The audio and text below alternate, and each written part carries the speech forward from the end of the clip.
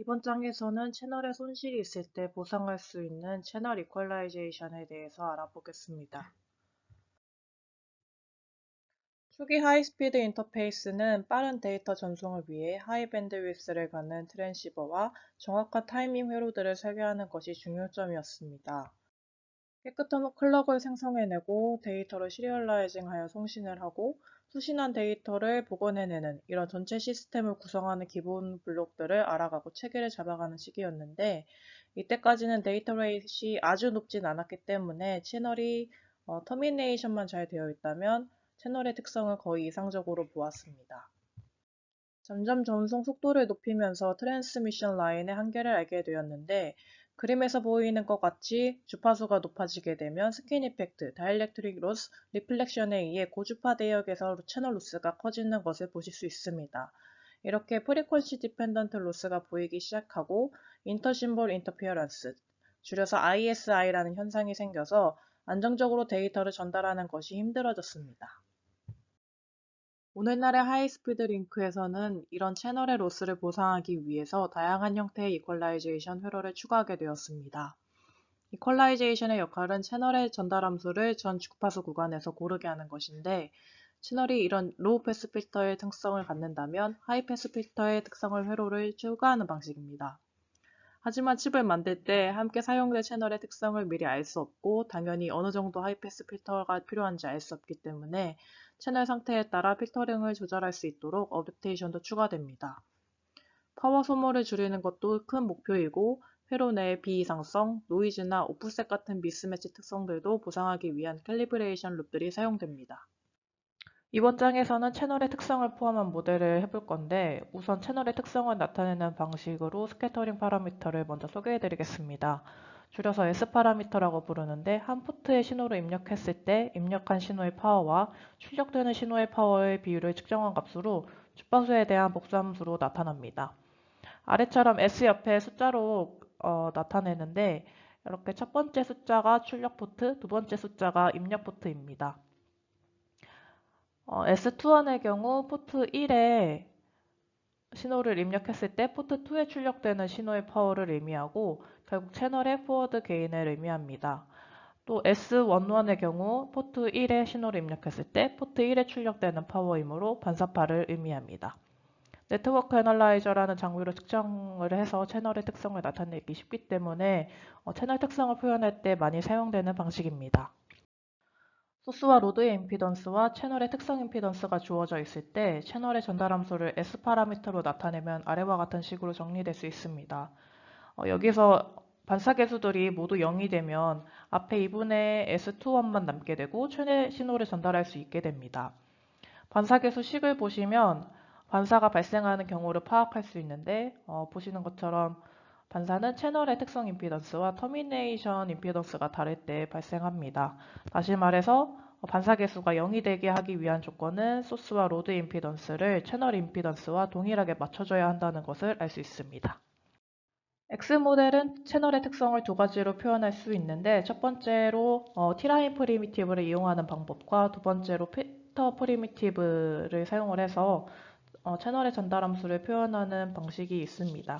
아까 소개해드린 S 파라미터로 채널의 주파수 특성을 쉽게 파악할 수 있다고 말씀드렸는데 시뮬레이션에 바로 쓰이기에는 적합하지 않아서 S 파라미터 모델을 가지고 X 모델에서 사용하기 쉽도록 피팅하여 변환하는 과정이 필요합니다. 특히 X 모델에서는 라플라스 전달 함수가 필요하기 때문에 피팅으로 풀과 제로를 찾아내는 것입니다.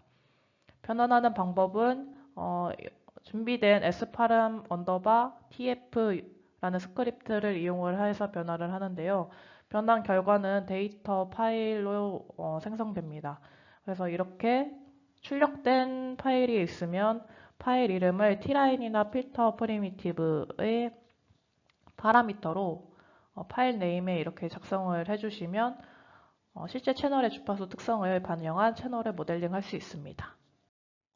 스키매틱 상에서 바로 사용할 때는 t라인 프리미티브의 속성에 파라미터 파일 네임에 추출한 채널 데이터의 경로를 포함한 파일 이름을 적어주시면 됩니다. 이제 S 파라미터 데이터 파일을 변환하는 실습을 해보겠습니다. 준비된 채널의 모델은 디퍼런셜 모드 포트가 4개인 채널이고 입력이 1번, 3번, 출력이 2번, 4번 포트입니다. 데이터 레이신 16GBps에서 가장 에러가 적도록 피팅을 해보겠습니다. 벌추어소를 실행하셨으면 케이던스 폴더에 있을 텐데 엑스모드의 하이스피드 링크 디렉토리에서 채널 디렉토리로 이동해 주시면 채널에 S 파라미터 데이터 파일이 있고 그리고 변환하기 위한 메이크 파일도 함께 준비되어 있습니다. S 파라미터 채널 데이터를 보면 먼저 주파수와 그리고 그 점에서의 S11의 매그니튜드, S11의 앵글 이런 식으로 매그니튜드와 앵글이 테이블 형식으로 작성되어 있습니다.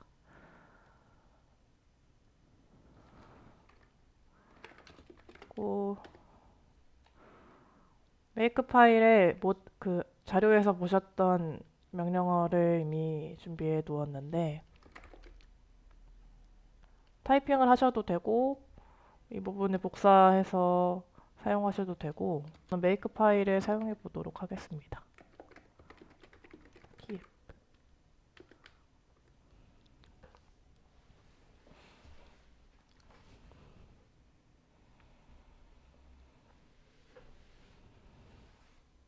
피팅이 끝나면 결과 파형이 플롯되는데요.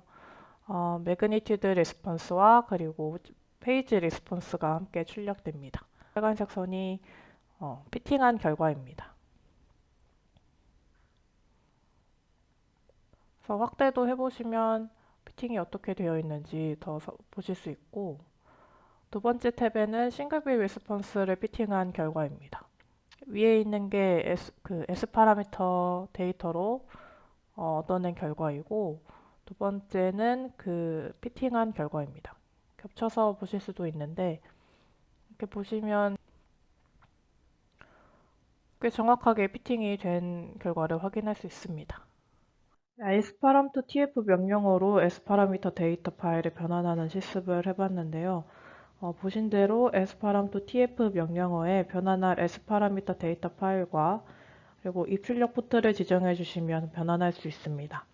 네, 입출력 포트는 예제에서 보신 것처럼 디퍼런셜 모드인 경우도 있지만 커먼 모드, 싱글 엔디드 모드일 수도 있는데 이런 모드에 따라서 CDS로 표기해 주시면 되고 데이터 레이스를 설정하는 옵션과 오차의 스레셜드를 설정하는 옵션 그리고 포트의 오더링을 위한 옵션도 있는데요. 여기 -H를 사용하시면 전체 옵션들도 확인하실 수 있습니다. 복수의 트랜스미션 라인이 있는 모델인 경우에는 채널 간의 크로스톡이나 리플렉션도 봐야 하는 경우가 있는데 이럴 때에는 채널 간의 트랜스퍼 펑션을 다 얻어내야 돼서 앞에서 봤던 sparam2 tf 명령어로 하기에는 좀 번거로울 수 있습니다. 이 경우에 좀 더 편하게 모델을 얻어낼 수 있는 명령어가 따로 준비되어 있는데 sparam2 tline이라는 명령어를 사용하면 되는데 이 명령어로 하나의 데이터 파일을 또 얻어낸 다음에 이번에는 stline이라는 프리미티브에 넣어주시면 앞에서 말씀드렸던 크로스톡이나 리플렉션 특성까지 다 반영한 복수 채널의 모델을 얻어낼 수 있습니다. 포트 간의 전달 함수를 다 잴 거라서 입출력 포트도 따로 지정하지 않고요. 사용하실 때에는 stline 프리미티브의 파라미터 값으로 포트 개수와 파일 이름을 입력해 주시면 됩니다. 스케매틱 상에서 사용할 때도 포트 개수와 그리고 채널 데이터 파일을 이름을 넣어주시면 되겠습니다. 채널의 주파수에 따라지는 손실은 이렇게 채널에 통과한 빛의 펄스 모양을 변하게 만드는데 이렇게 전체적으로 신호가 작아지는 것과 더불어서 일반적으로 고주파 성분의 로스가 크기 때문에 펄스가 이렇게 넓게 퍼지게 됩니다. 하나의 펄스만 보내는 게 아니라 또 여러 데이터를 연달아 보내게 되니까 앞뒤에 직전에 보낸 데이터나 아니면 이후에 보내게 되는 데이터들에 영향을 주게 되는데 이런 걸 인터 심볼 인터피어런스라고 해서 ISI라고 부릅니다. ISI는 데이터 통신에 안 좋은 영향을 주게 되는데 왜 그런가 하면 데이터 신호는 특정 시간 구간 안에 있어줘야 됩니다. 근데 ISI가 있는 경우에는 원하는 구간 안에서는 에너지가 줄게 되고 나머지 에너지들이 바깥으로 인접한 시간 영역으로 퍼지기 때문에 인접한 심볼들에 영향을 주게 됩니다. 이로써 여기서 통신단에서 101이라는 데이터를 주고 있는데 녹색 선이 첫 번째 데이터 1에 대한 리스폰스고 파란색이 세 번째 데이터에 대한 펄스 리스폰스입니다. 수신단에서는 이 파형들이 중첩돼서 보이기 때문에 이렇게 빨간색으로 나타내게 되는데요. 이렇게 되면 수신단에서 이 파형을 가지고 데이터를 판단해야 되는데 두 번째 데이터에 해당하는 시간 구역을 보시면 이미 진폭이 너무 크기 때문에 이 값을 0이 아니라 1로 잘못 판단할 수 있게 됩니다. 이런 현상이 높은 데이터 레이스로 크게 영향을 주기 때문에 ISI가 높은 속도의 데이터 전송을 힘들게 합니다. 예제를 통해서 이런 내용을 직접 확인해 보겠습니다. 싱글빌 레스폰스를 보기 위해서 펫젠 프리미티브를 이용을 해서 원하는 패턴을 생성을 하고 커런트 모드 드라이버의 등가 모델로 데이터를 채널로 입력시키고 있습니다. T라인 프리미티브에 방금 추출한 파일 이름을 넣어놨는데 파일을 읽어드리게 해서 주파수에 따라 손실이 달라지는 특성을 반영을 시켰습니다. 먼저 시뮬레이션 실행시켜서 싱글빌 리스폰스를 확인해 보시고 펫젠의 파라미터를 변경을 해서 0101 같이 0이 가운데에 껴있는 경우도 시뮬레이션 해보시고 파형 결과 확인해 보시기 바랍니다. TV 채널의 스케매틱을 열어보시면 해당 예제 보실 수 있는데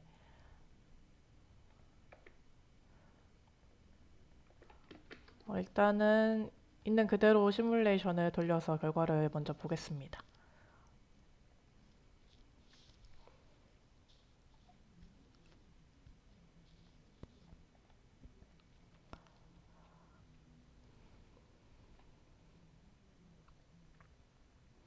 채널과 입력 출력을 한번 보겠습니다. 입력 쪽에서는 꽤 아이디어한 펄스 파형으로 데이터를 보내고 있는데 출력에서 보면은 입력에서 봤던 것보다 훨씬 퍼져 있고 또 라이징보다 폴링에서 더 퍼져 있는 모습을 볼 수 있습니다. 이번에는 패턴을 바꿔볼 건데 패턴 젠 프리미티브를 누르고 Q를 눌러서 속성 창을 켜주시고 데이터 값을 101이 되도록 변경해 주겠습니다. 그리고 저장해 주시고 마찬가지로 시뮬레이션 실행해 보겠습니다.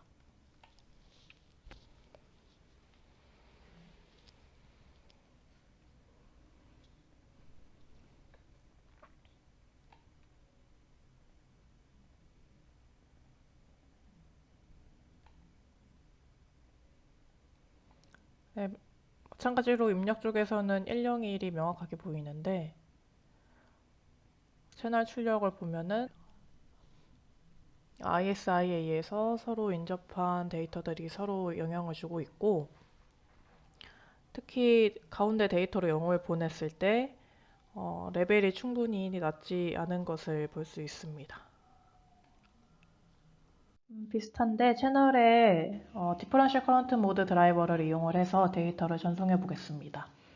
드라이버 단에도 터미네이션이 있어서 더블 터미네이션을 사용하고 있고 이런 경우에 스윙은 절반으로 줄어들지만 중간에 리플렉션이 생기더라도 반사파를 잡아줄 수 있습니다. 그래서 이걸 다음 예제에서 동작을 확인해 보겠습니다. 이번 예제에서는 앞에서 봤던 커런트 모드 트랜스미터의 바이어스를 조정을 해서 출력 전압을 250mV VPP로 설정해 보도록 하겠습니다. 예제는 이퀄라이저 라이브러리에서 tx_basic_ch의 스케매틱을 열어보시면 되는데 여기에 있는 tx_basic의 트랜시버이고요. 더블 클릭하시거나 모델을 직접 열어서 iBIOS를 조정하시면 되겠습니다. 네, tx_basic_ck에 가보시면은 스케매틱 열어서 예제 문제에 있던 모델 확인하실 수 있고 tx_basic에 들어가 보시면 커런트 모드 드라이버가 있습니다. 터미네이션 저항이 50ohm이고 그리고 아까 피크 투 픽 스윙 값은 커런트와 터미네이션 저항의 곱의 반이었으므로 250mV의 피크투픽을 맞춰주기 위해서는 10mA가 흐르면 될 것 같습니다. 컨트롤 E 누르시면 모델 바깥으로 나올 수 있는데, 체크 표시된 테스트 벤치 에디터 열어서 TV 탭 설정해 주시고 시뮬레이션 실행해 보겠습니다.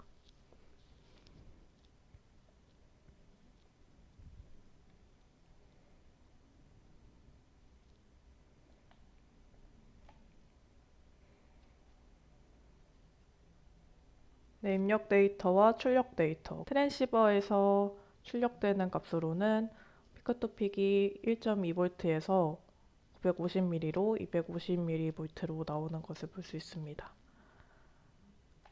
그리고 채널을 지났을 때 출력 값이고, 그리고 디퍼런셜 성분의 값인 아웃의 결과입니다. 트랜시버 출력은 채널을 통과해서 디퍼런셜 신호가 아웃으로 출력이 되고, 디지털 값으로는 슬라이스를 통과해서 D아웃으로 출력이 되는데, 채널 출력인 아웃의 I 다이어그램도 함께 그려보도록 하겠습니다. 아까 ISI 설명드릴 때 데이터들이 특정 시간 구간 안에 있어야 된다고 말씀드렸었는데요. 하이스피드 링크에서는 이렇게 송신부에서 데이터를 일정한 간격으로 보내는 것이 중요합니다. 그래서 트랜스미터가 얼마나 일정 간격으로 데이터를 보내는지 확인하는 방법으로 I 다이어그램이 있는데, 어떻게 보는 거냐면 연속된 데이터 파형에서 그 단위 데이터 간격, 그러니까 LUI 간격대로 잘라가지고 폭에서 보는 것입니다. 그래서 일정한 간격으로 잘 보내졌다면 영역이 구분되어지게 가운데가 잘 열려 있겠지만, 그렇지 않게 됐다면 막히게 되는 것을 시각적으로 볼 수 있는 방식이고요. 눈처럼 보여서 I 다이어그램이라고 부르고, X 모델 시뮬레이션 결과에서는 어떻게 이런 I 다이어그램을 출력할 수 있는지 같이 한번 해보겠습니다. 네, 이미 I 다이어그램이 나와 있지만 어떻게 하는지 같이 해보도록 하겠습니다. 네, 플러스 버튼 눌러서 Add Analysis 페이지를 선택해 주시고, Add Analysis 탭을 다시 눌러서 Select Signal 버튼을 눌러주시면 신호를 선택할 수 있는데, 여기서 보고 싶은 신호를 선택해 줍니다. 그리고 Analysis에서 I 다이어그램을 선택해 주시고 16기가 데이터 레이스에 해당하는 UI 값인 62.5 피코, 그리고 시작 시간이랑 그리고 스탑 타임을 정할 수 있는데 20나노부터 보겠습니다.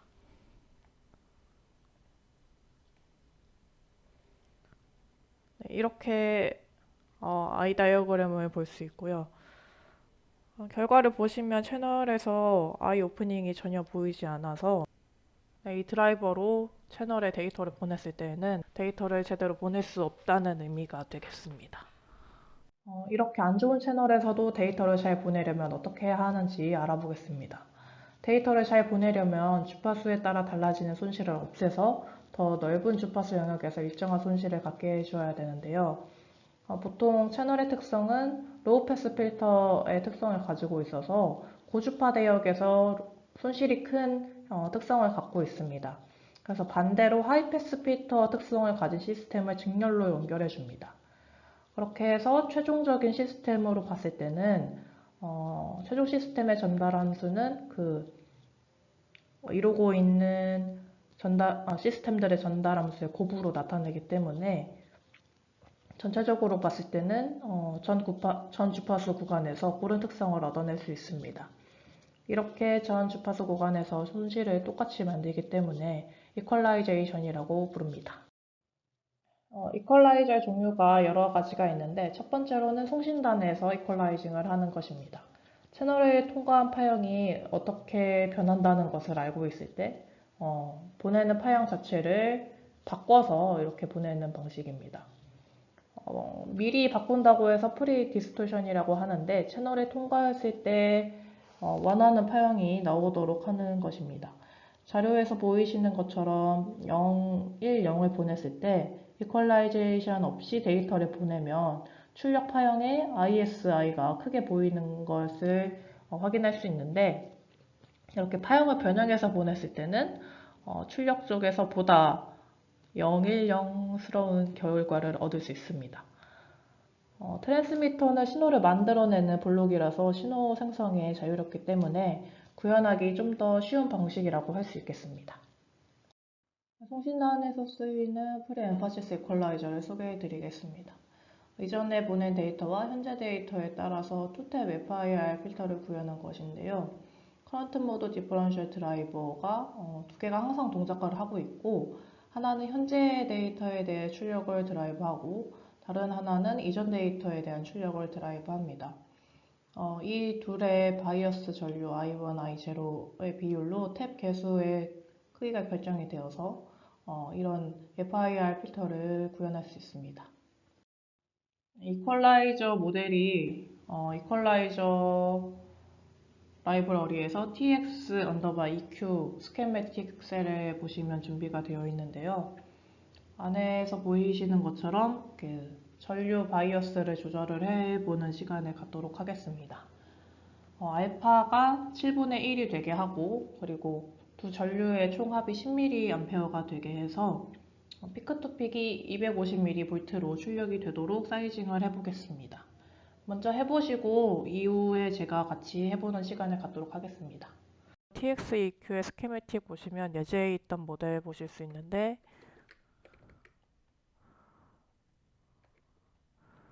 I1이랑 I2 그 방정식 계산하시면은 I0에는 8.75mA, I1에는 1.25mA가 필요합니다. 그래서 i소스 클릭하시고 Q 눌러서 값 바꿔주시면 되는데, 값을 바꾸셨다면 이제 동작을 확인해 보겠습니다. 그래서 txeq ch에서 드라이버가 데이터를 송신해서 채널을 거치고 채널 출력의 디퍼런셜 성분을 아웃으로 출력하고, 데이터 값은 dout으로 출력하게 되고요. 이제 테스트 벤치를 실행시켜서 동작을 확인하겠습니다.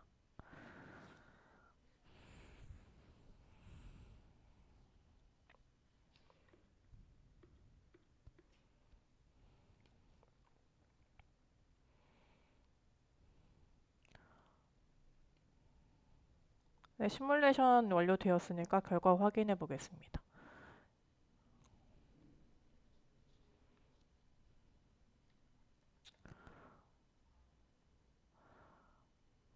네, 입력 데이터와 출력 데이터고, 드라이버가 출력하는 신호를 보면 데이터 값이 바뀔 때마다 큰 진폭으로 데이터를 보내는 프리엠파시스 동작을 확인할 수 있습니다. 이때 I 다이어그램을 보면 프리엠파시스가 적용되지 않았을 때보다 약 20mV 정도로 I 오프닝이 개선된 것을 확인할 수 있습니다. 볼티지 모드 트랜스미트 이퀄라이저도 복수개의 드라이버가 하나의 아웃풋을 공유하게 되는데요. 각 드라이버를 등가 모델로 나타내면 전압 소스와 그리고 트랜지스터의 온저항과 시리즈 저항의 직렬 연결로 구해지는 등가 저항으로 나타낼 수 있습니다. 드라이버를 모두 등가 모델로 나타내면 오른쪽과 같은 그림이 되고, 그리고 이 등가 모델을 다시 하나의 전체 등가 모델로 나타내면 다시 전압 소스 하나와 등가 저항 하나로 나타낼 수 있습니다. 그리고 여기서 등가 저항과 전압 소스의 값은 태분한 이퀴밸런트 정리에 의해서 왼쪽 식처럼 나타내는데, 여기서 등가 저항의 값은 결국 출력 저항이 되기 때문에 채널과의 미스매치를 막기 위해서 특성 임피던스와 같은 값이 되어야 합니다. 그리고 이 등가 전압은 제가 오른쪽에 있는 식처럼 좀 정리를 해봤는데, 여기서 V1과 V0는 결국 드라이버의 파워 소스가 같기 때문에 절대값이 같은 값을 갖게 되고, 그렇게 보면 탭 코에피션트 알파를 값을 구할 때는 R분의 R 제로로 결정되는 것을 알 수 있습니다. 이번 예제에서는 드라이버의 위스와 그리고 시리즈 저항 R 값을 설정해서 탭 코에피션트 알파 값을 7분의 1로 설정해 주시면 되겠습니다. 이때 전체 R아웃의 값은 50옴으로 맞춰서 채널과 동일하게 맞출 거고, 힌트를 드리자면 위스가 80 마이크로일 때 25옴의 저항을 갖는다고 생각하고 풀어주시면 되겠습니다. 이퀄라이저에서 tx 언더바 bm eq 언더바 ch 모델을 열어보시면 예제를 확인하실 수 있는데, 여기 tx vm eq 모델을 들어가 보면 글리스터 메뉴에서 에디 모델 파라미터를 클릭했을 때 파라미터들이 다 정의가 되어 있는 것을 볼 수 있습니다. 그리고 이렇게 해놓으면 좋은 점이 안에 들어가서 일일이 값을 바꾸지 않아도 모델을 인스턴스 했을 때 클릭하고 Q를 누르면 그 파라미터들을 다 수정을 할 수가 있습니다. 그래서 앞에서 구했던 것처럼 W0는 70 마이크로, W1은 10 마이크로, RS0는 28.57, RS1은 200옴으로 수정해주고, 저장한 뒤에 체크박스가 있는 테스트 벤치 에디터를 눌러서 TV 탭을 선택해 주신 후에 시뮬레이션을 실행시키고 동작을 확인해 보겠습니다.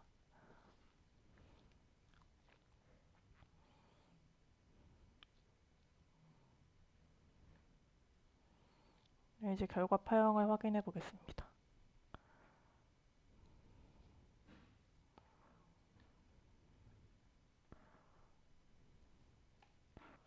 트랜지션이 있을 때마다 신호를 증폭해서 데이터를 보내고 있고, I 다이어그램도 이퀄라이제이션이 없는 것보다 개선이 된 걸 확인할 수 있습니다. 이런 파라미터들을 스키매틱 상에서도 추가할 수 있는데, 글리스터 메뉴를 열어보신 다음에 에딧 모델 파라미터를 클릭해 주시면 이렇게 창이 하나 새로 뜨게 됩니다. 여기에 새로 추가할 때는 Add 버튼을 눌러서 파라미터 이름이랑 타입 그리고 디폴트 값을 넣어주시고, 필요에 따라 디스크립션을 작성해 주시면 파라미터를 새로 정의할 수 있는데요.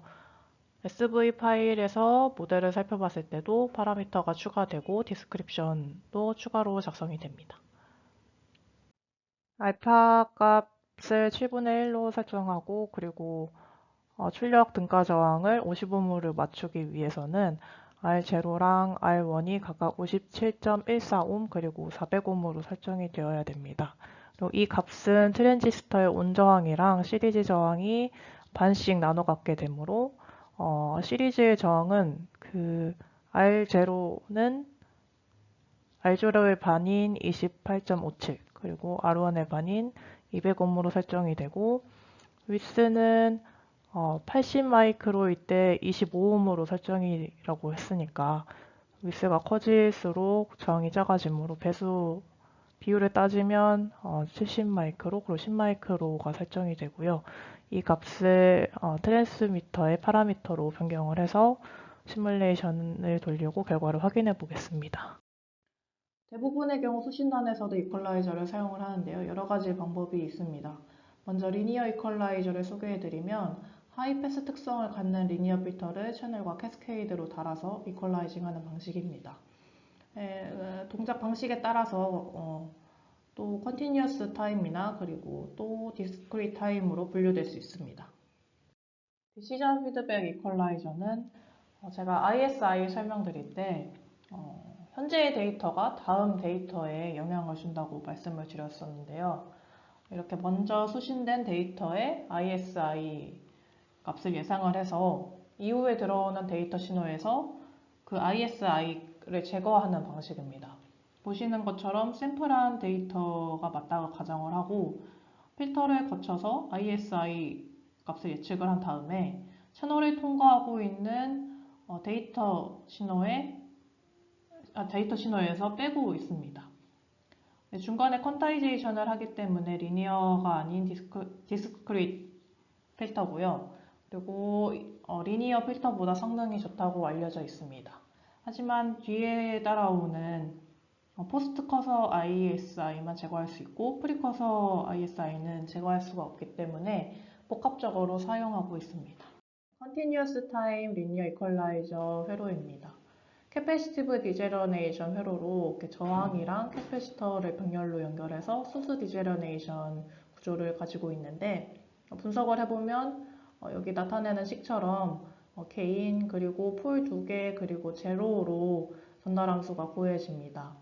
원하는 주파수 대역에 따라서 폴과 제로를 설정을 해서 필터를 만들어냅니다. 원하는 폴과 제로 값이 주어져 있다면 앞에서 보셨던 회로에서처럼 저항과 캐패시터 값을 구하실 필요 없이 필터 프리미티브를 이용을 해서 쉽게 CTLE를 모델링할 수 있습니다. 고정된 폴 제로만 넣으면 될 때는 기본 필터 프리미티브를 사용하면 되고 필터 언더바 바라는 프리미티브도 있는데 이 폴 제로를 입력 신호로 임가할 수 있는 프리미티브라서 베리어블, 어댑티드 CTLE를 모델링할 때 사용할 수 있습니다. 다음 예제를 통해서 CTLE 모델링을 해보고 결과를 확인해 볼 건데요. 8기가, 16기가의 폴과 4기가의 제로를 가진 CTLE를 모델링 해보시고 시뮬레이션 실행 시 결과 파형과 이 오프닝을 확인해 보시면 되겠습니다.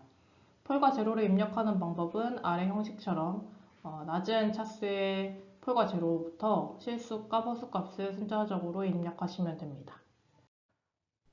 네, TRX 언더바 EQCK 모델을 열어서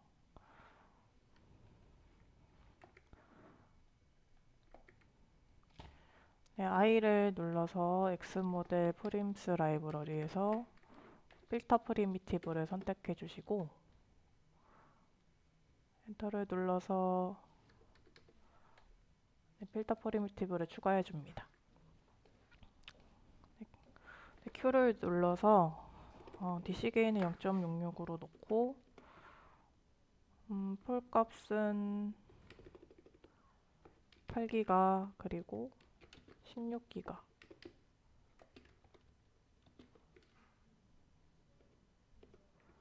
제로는 4기가 넣어주겠습니다.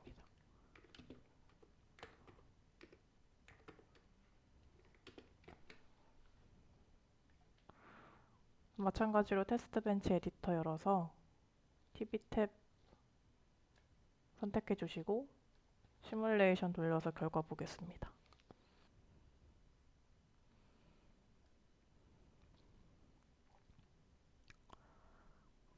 결과 파형 보시면 위에 있는 게 CTLE의 입력, 그러니까 채널의 출력이고요. 아래에 있는 I 다이어그램은 CTLE의 출력입니다. 확실히 CTLE를 지났을 때 I 오프닝이 훨씬 개선된 걸 확인할 수 있습니다. DFE를 추가한 회로입니다. 이전에 받은 데이터들로 ISI 값을 예측하고 예측한 ISI 값을 지금 들어오고 있는 데이터 신호에서 제거해주고 있습니다. 여기 이퀄라이저 라이브러리에서 TRX DFE 모델을 보면서 다시 살펴보겠습니다. 스케매틱을 열어보시면 방금 자료에서 본 모델 볼 수 있는데 보신 대로 입력받은 데이터 값으로 ISI를 예측을 해서 그리고 입력 신호에서 제거를 해주고 있습니다. 입력받은 데이터의 ISI를 예측하기 위해서는 FIR 필터가 필요한데 이건 필터 디스크라는 프리미티브를 이용을 해서 모델링이 되어 있습니다. 컬럭 한 주기마다 입력을 샘플하고 그리고 그 값의 개수를 곱해 출력하는데 그래서 Q를 눌러서 속성을 확인해 보시면 직전에 받은 데이터에는 0.01 그리고 그 전 데이터에서는 0.005를 곱해서 ISI를 추정하는 투탭 필터입니다. 필요에 따라서는 시스템을 구성할 때 탭 개수를 조절해 가면서 이 채널에서는 몇 개의 탭을 사용해야 할지 판단할 수 있습니다. 그래서 compare primitive로 샘플한 값은 디지털 값인데 디지털 신호를 아날로그 값으로 변환하기 위해 DAC primitive로 사용되어 있습니다. 시뮬레이션으로 결과 확인해 보겠습니다. 마찬가지로 TV 탭 눌러주시고 시뮬레이션 실행해 보겠습니다.